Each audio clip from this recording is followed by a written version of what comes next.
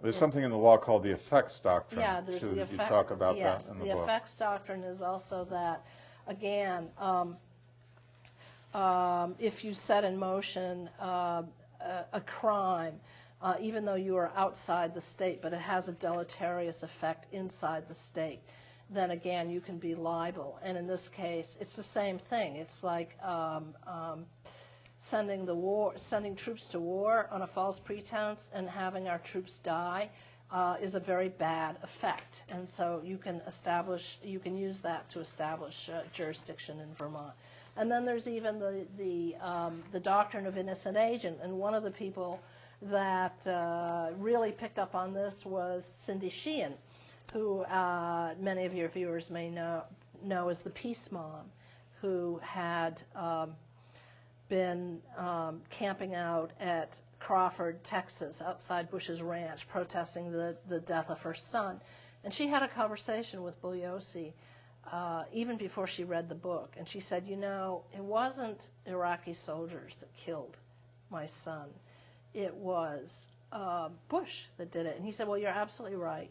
And what you're really illustrating is the doctrine of innocent agent, whereby Bush in Washington sends troops to war and unlawfully invading another country. And with this preemptive attack, the Iraqi soldiers were in their right to fight back. They are the innocent agents, so they end up fighting back and killing American soldiers. They were essentially acting in self-defense, weren't they? And they were, yeah. But the person who started it were the boys in Washington. So that's another doctrine. So, you know, there's a degree of imaginative thinking here, but it's all very well grounded in the law. One of the things that I found out when I launched my campaign is that the incumbent Attorney General tried to dismiss it and poo-poo it and say it could never be done. That's Bill Sorrell. That would be Bill Sorrell. And he even said, I was doing this for political sound bites. And he even accused me of being unethical, which really, that bothered me because I value my ethics very highly, both as an attorney and as a journalist. And for him to call me unethical, you know, I could turn around and say, once you know that a serious crime has been committed, it's your duty to prosecute.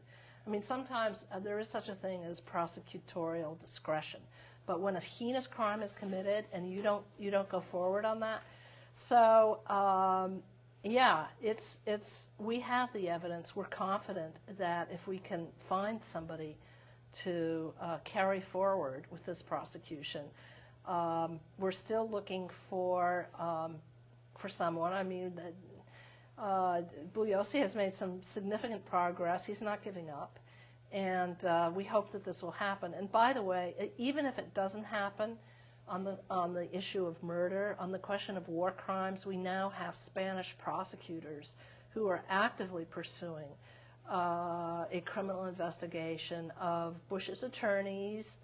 They're called Bush's attorneys. They really are attorneys, but they did his bidding, John Yoo and Jay Bybee and another guy named Bradbury, who crafted these presidential memos that allowed them to go to war and torture.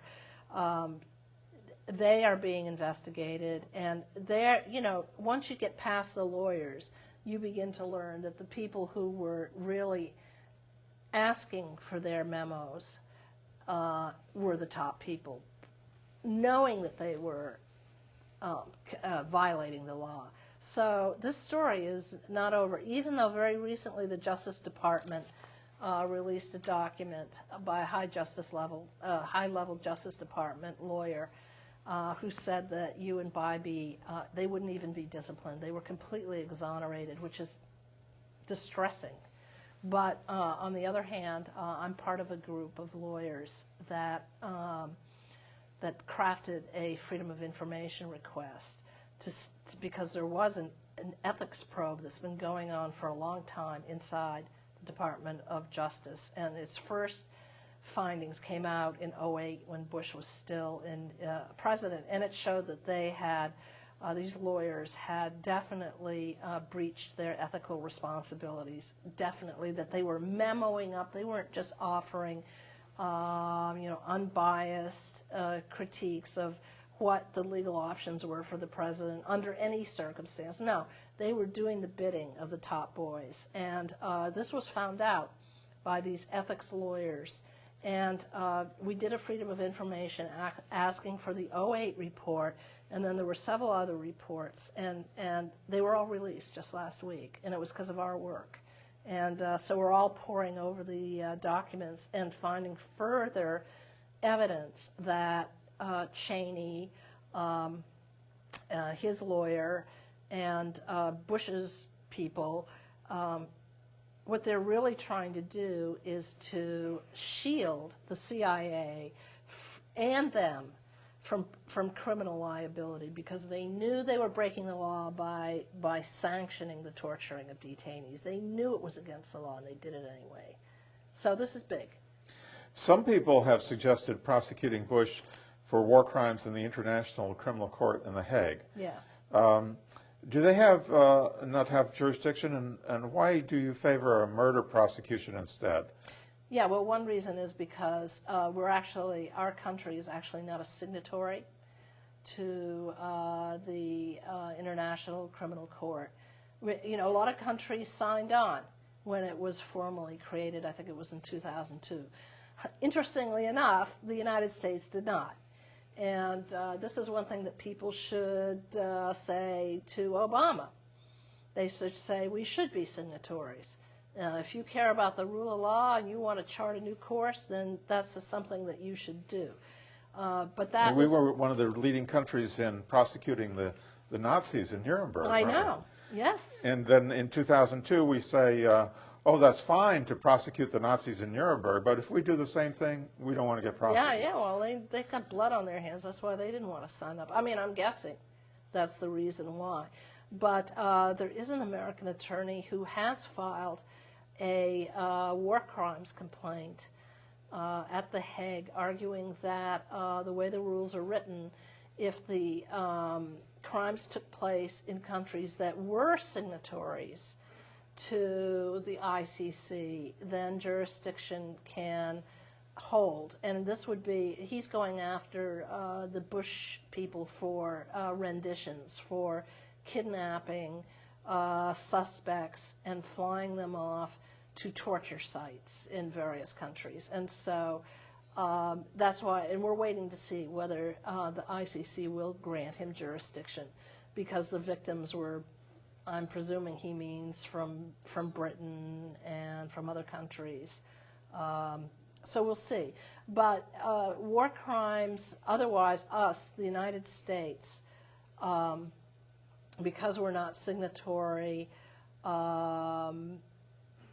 it's, well, look, Boyle may be paving a new way, but at the time when I was doing this prosecution effort, and the time that Bugliosi was doing his book, since we weren't signatory, we didn't pursue war crimes. And as a matter of fact, Bugliosi takes real offense. It's kind of interesting. He takes real offense that there's so much focus on war crimes when he believes the crime of murder that results in 4,000 dead American soldiers and hundreds of thousands, if not millions, of innocent Iraqis, he feels is a much more egregious crime. My understanding is, look, it's going to be a little harder to make the case to most people, because they think, you go to war, there are going to be casualties. Now, we've already established the legal mechanisms for why this is not just going to war, because it wasn't a justifiable war. But nonetheless, we still think this should be followed up. And the reason why I think that there hasn't been as much attention to the murder charge is because, hey, we are an imperial power now. We will be going into future wars, and no future administration is going to want to be so constricted. But our feeling is it's up to us to establish new norms of human rights in the international community, and that's what we're doing. I agree completely with the idea that Bush should be prosecuted for murder.